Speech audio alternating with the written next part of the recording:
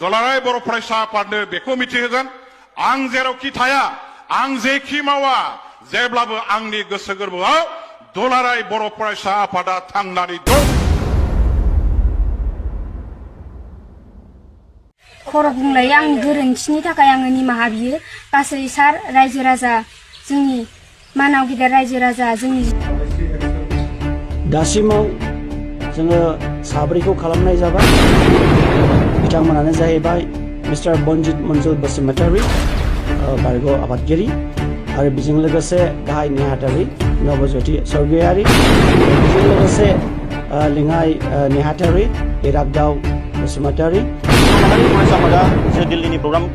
दिनै आलादा रायजोनि थाखाय खामानि मावबाय थादोंमोन। बे समावहाय जोंहा दिनै एडभाइजार्स बिथांमोन सानैया जाय बिथांमोना खुनु आफादनि डिरेक्सन होनो हाया जास्ट एडभाइसल होनो हायो बिथांमोना गावसोरनि माखासे इलिगेल एक्टिभिटिसनि सायाव जों आसि थुनानै बुंनाय बिथांमोननि सायाव जोङो एक्सन लानायनि जे समयसा जे सावरायमेल जे सावरायनाय बेखौ नोजोर बोनानै बिथांमोना एडभान्स बे मोनसे ग्रुपिजम बानायदों।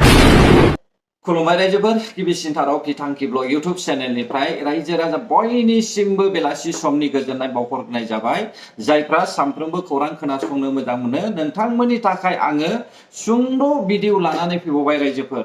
जों दिनै सावरायगोन नैबे सासे लाइमोन सिख्लानि सायाव। नैथियाव जों सावरायगोन नैबे आरोबाव एफआइआर होजानायनि सायाव। थामथियाव जों सावरायगोन बनसुनि माखासे आफादगिरिफोरनि सायाव। बे समाव नोंथांमोना खोनासं गिबियावनो खोनासंग्रो सासे लाइमोन सिख्लाया मा अबस्था जादों। गिबियावनो खुलुमबाय जोंनि गासै बर' रायजो राजा जोंनि थाखानाय एसटिफोर आंनि मुङा कुमारी गयारी आङो थिलाफारा गामिनि। पोस्ट अफिसा मा गोलैयो नोंनिया? जोंनिया बाथासिपुर। थानायालाय? थानाया दिखियाजुलि। डिस्ट्रिक्टआ सनितपुर आसाम। आच्छा नोंथाङा थांनाय डिसेम्बर 1 थारिख खालि मोननै बा मोनथाम पस्ट होदों नोंथाङा मोनसे जोंनि नैबे जाखिनि थासारि सोलिबाय थानाय जोंनि एसटि होनाय होयि बहुत पस्ट होदों होननानै जोङो माबायाव नुदों। थ' बिनि सायाव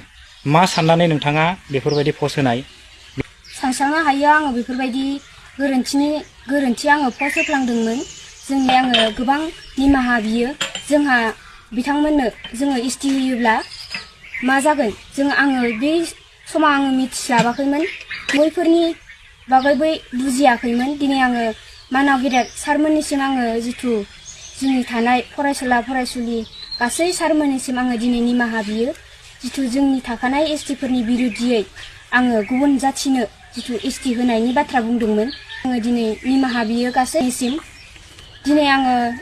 बिथांमोननो एसटि होयोब्ला मा जागोन एसटि होआब्ला मा जागोन दिनै आं बुजि मोनबाय। खौनो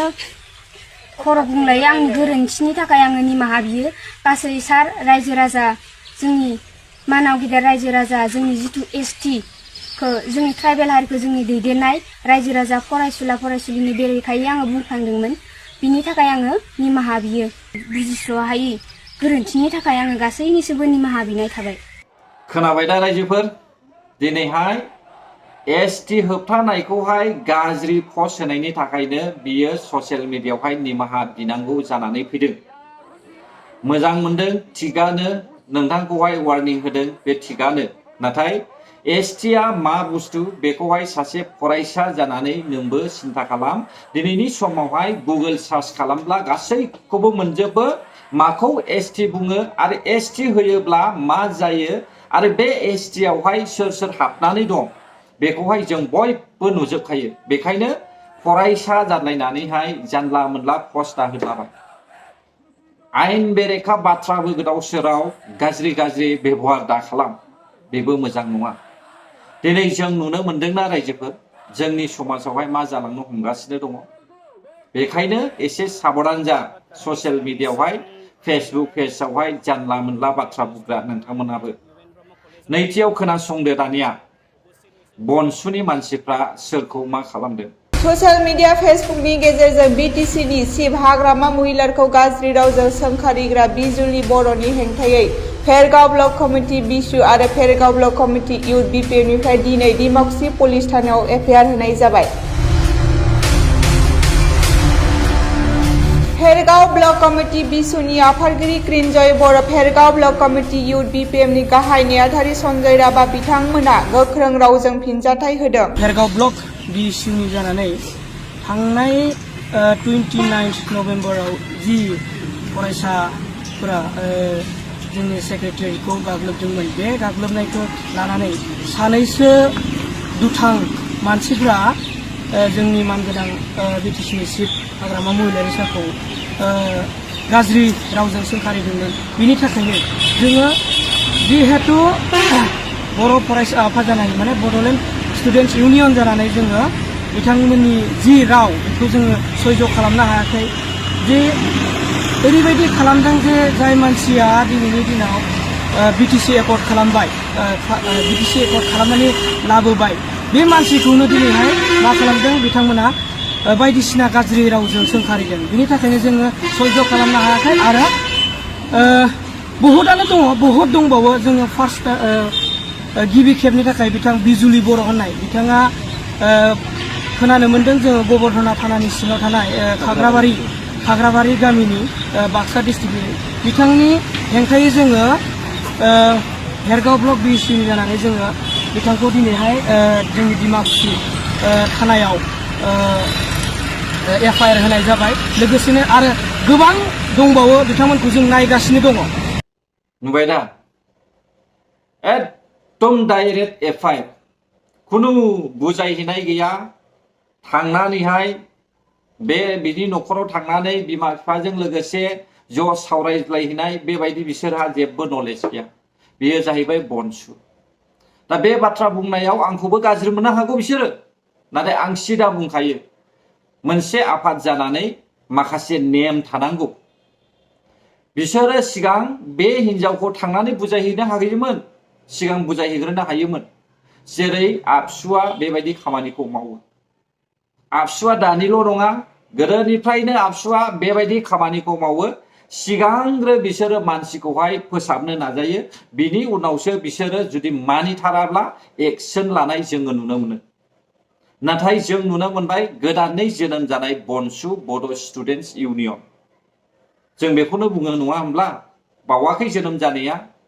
दा बिथांमोननि फरायसाफ्रा दिनैनि समावहाय ST होबथानायावहाय हाग्रामा महिलारि बिथांखौहाय गाज्रि बाथ्रा बुंनायनि थाखाय डाइरेक्ट FIR होदों बेखि माबेबा मोनसे पार्टिनि नेमखान्थि नामा रायजोफोर मोनसे पार्टियावहाय माबा मोनसे सलुसन थाग्रोनांगौ सलुसन खालामसेयावबो जुदि बिसोरो मानिथारलाब्ला अब्लासो बिसोरखौहाय बे व्यक्तिखौहाय मानो डाइरेक्ट केस होनायनि लामायावहाय फैनो हायो रायजोफोर बेबायदि नङा दिनै नोंथांमोना नाय सानै दैदेनगिरिफोर बनजित मन्जिल ब्रिटेन दा बिसोर सानैनि गेजेराव बबे सासेया अरिजिनेल बनसु कमेन्टआव फोरमायहरदो एसे रायजोफोर आंबो मिन्थिनाय बायदि ना मानि खारनै बनसु दानायमोन हारिखौ फोसाबनो नाथाय जोङो खोनानो मोनदों रां रुफानि थाखा फैसानि केलेंकारिनि दावराव जाद्रायनानै गावस्रादों अब्ला माथो दा बाथ्राया जाहैबाय आं सिदा बुङो बनसुआ मा मावदों बर' हारिनि नोंथांमोनाबो स्टाडि खालामनानै नायनो हागोन बावाखै जोनोम जानाया बनसुआ बेसिखिनियावहाय बनसुआ मा मावदोंमोन नोंसोरबो बिजिरनानै नाय जुदि बर' हारिनि थाखाय माबा मोजां मावदोंब्ला बनसुआ खोन्थाहरदो रायजोफोर नैबे बोसोरसेनि गेजेरावहाय बिसोरो मा मावदोंमोन दिनै जोंथ' नुदों मोननैजोंनो गावस्रालायनाय गावसोरजों गावसोरनो अरिजिनेल बनसु डुप्लिकेट बनसु माब्रै जाखो हा ना ब्रान्च दाबावनोसै नामा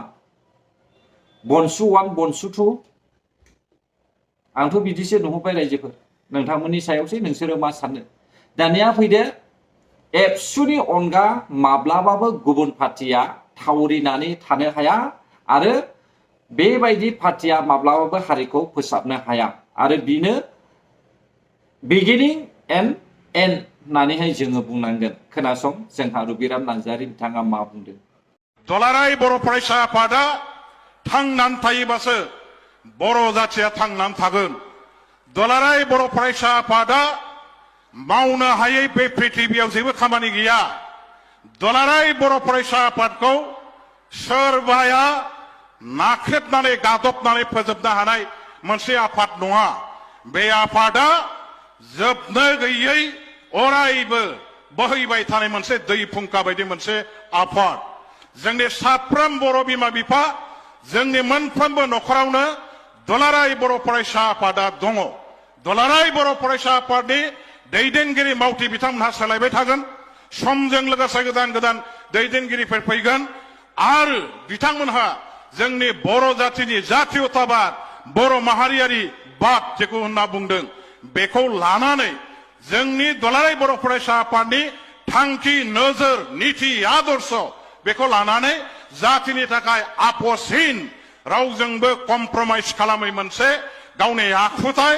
गावनि मोनसे नोजोर आरो थांखिखौ लानानै अरायबो खामानि मावगोन बेखायनो जों जायखि हान्जायाव थाया जों जायखि आफादाव थाया जों जायखि खामानि मावा व्यक्तिगत जीवनाव सोरबाया साख्रि सोरबाया आबाद सोरबा बेपार बानिज्य जेरावखि थाया मानो जों जेब्लाबो जोंनि जातिनि नैबे सम्पद दुलाराय बर' फरायसा आफादा हारिनि धोन आरो बे हारिनि धोनखौ जों जेब्लाबो रक्षणाबेक्षण होनांगोन रैखाथि होनांगोन गोख्रों गोजोर